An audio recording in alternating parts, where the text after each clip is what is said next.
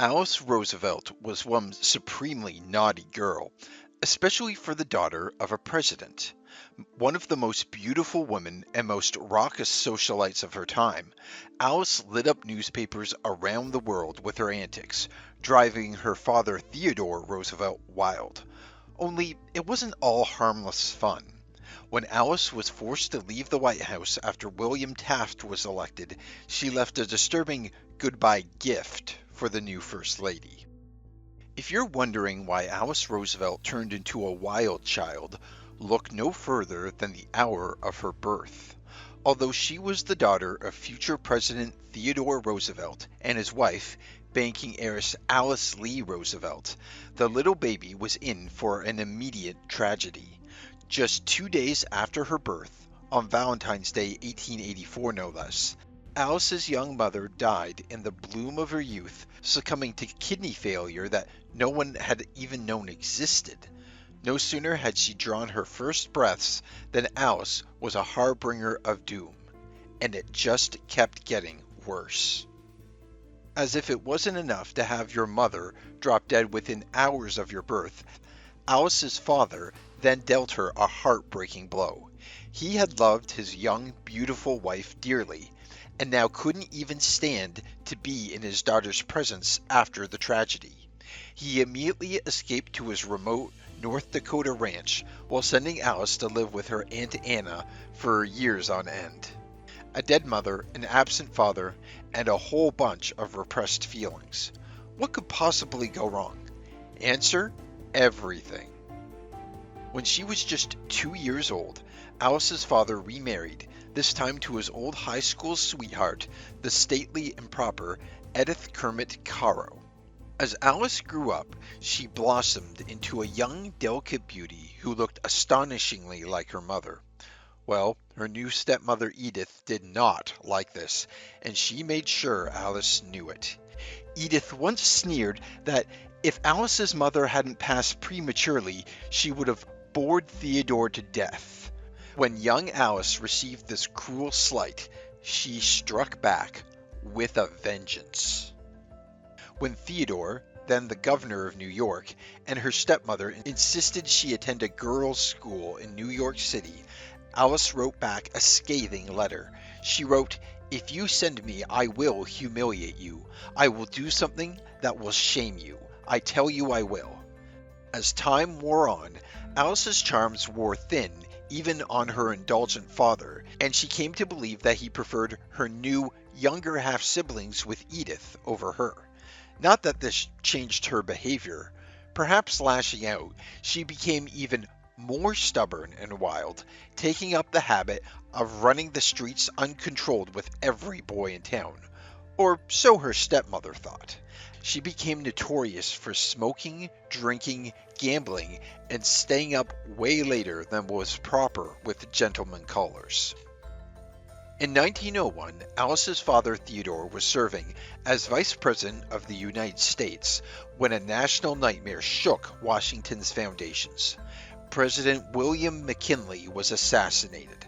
Suddenly, Roosevelt was acting president, and the teenaged Alice, still just 17 years old, became the first daughter. Her reaction was, well, pretty ghoulish. Despite the grim circumstances, she reportedly heard the news with sheer rapture. It only ramped up from there. In 1902, Alice officially came out as a debutante. She was an instant sensation.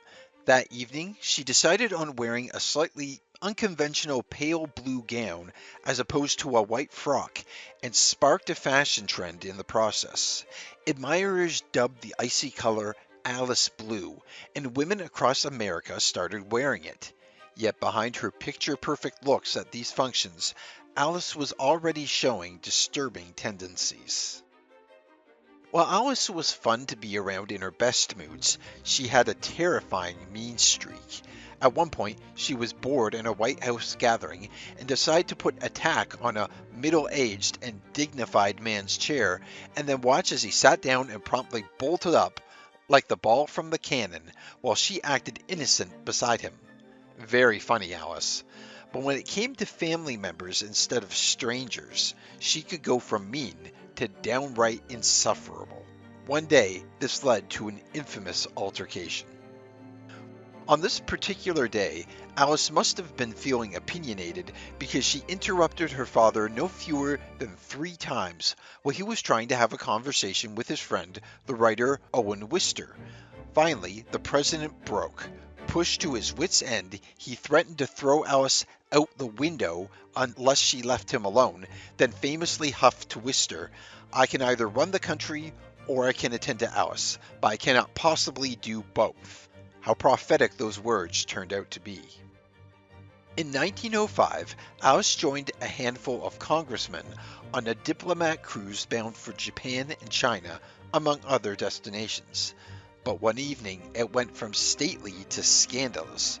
Bored, as usual, with the serious crowd, Alice bounded into the ship's pool with all her clothes on and even took a reluctant congressman with her. This antic caused an immediate uproar. Alice's response? She merely stated that it would have been even more scandalous if she had done the prank with her clothes off. Still, even with all this late-night pool jumping, that wasn't even the most outrageous thing to happen on that ship. While sailing around the world relatively unsupervised, the vivacious Alice happened to get extra friendly with one congressman in particular, Nicholas Longworth III, a self-serious Republican with something of a hangdog face and a reputation as a playboy. Longworth was a whopping 14 years old older than Alice, and more than that, he creepily bore quite the resemblance to her father, Theodore Roosevelt. For reasons Freud would probably find fascinating, Alice found Longworth irresistible and admitted lukewarmly that she was more or less in love with him. If that sounds shaky, well, Alice started making some very shaky decisions from then on. By the time the diplomatic ship docked back in the United States, Alice had some news that set the rumor mill spinning. She was engaged to Nicholas Longworth, perhaps as unlikely a groom in her sea of suitors as she could get, minus his political bona fides. Still, Alice threw herself into wedding planning with a gusto only she could muster, and she did not disappoint. Alice Roosevelt's wedding was going to be the social event of the season, no matter what happened, but the socialite really made sure all eyes were on her. Not only did she wear a light blue wedding dress, a nod to the Alice Blue that she herself had coined, she also cut her massive gorgeous wedding cake with a sword she borrowed from a military aide during her reception. For the first years of her marriage, Alice and Longworth got along famously, but the ties that bound them were already fraying at the edges. In 1912, Alice dealt Longworth one of the worst betrayals she could. She publicly opposed his run for election. Longworth lost, and when he did, Alice proudly boasted that she was the reason. For some couples, maybe this love-hate thing would spice up the relationship. For Alice and Longworth, though, it created an enormous rift, one that grew wider with Alice's next move. Exactly when Alice's eyes started to stray is hard to pin down, but it's an absolute fact that she carried on multiple affairs behind Longworth's back, or worse, even in front of him.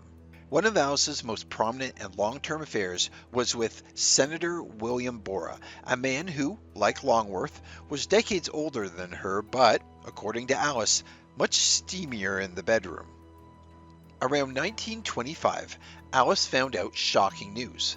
After more than a decade in her childless marriage to Longworth, she was pregnant. Those in the know in Washington suspected that Borah, whose own marriage was equally childless, was the father. But when the child was born, well, Alice took it right up a notch. Fun-loving and smart, people often describe Alice Roosevelt's humor as brilliantly malicious, and she saved her cruelest dig for her cockled husband. Although she ended up naming her baby girl Paulina, she once quipped that she initially wanted to name her Deborah, as in Deborah. Ouch. As it was, anyone who knew the girl nicknamed her Aurora Borealis. Double ouch. Still, Alice was just getting started. Truth be told, Alice was about as good a mother to Paulina as she had been a faithful wife to Longworth. Wrapped up in her glittering world of social events, Alice didn't have much time to raise Paulina, and they never developed a close bond even in adulthood. As we'll soon see, this would come back to haunt her. In the 1940s, Alice became a grandmother after her daughter Paulina married the American artist and author Alexander McCormick Sturm and had a child, Joanna, with him. It looked like the great American golden family was back in its glory, yet, as with so much in Alice's life, appearances could be deceiving. In reality, she was about to go through a dark crisis. In 1951, when baby Joanna was still a young girl, Alexander Sturm passed suddenly of hepatitis, leaving Paulina grieving and Alice struggling to pick up the pieces of her family. In 1957, Paulina passed away from an overdose of sleeping pills, leaving the young Joanna in Alice's care.